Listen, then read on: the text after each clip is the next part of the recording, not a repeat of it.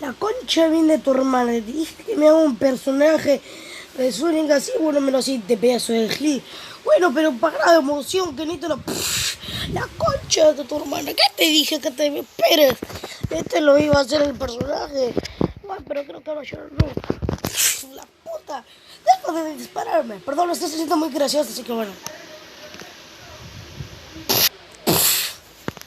Bueno, eso se sintió un poco mejor.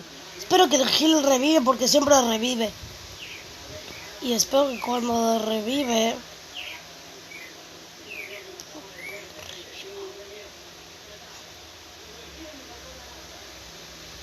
Espero que cuando reviva un momento que se está rebugueando la mierda de me movicen. Dale, que se va a poner un minuto, carajo. ¡Ayúdenme! Ahí está. Por lo menos espero que reviva porque siempre lo revivo el Gil. Ahora espero que me lo haga.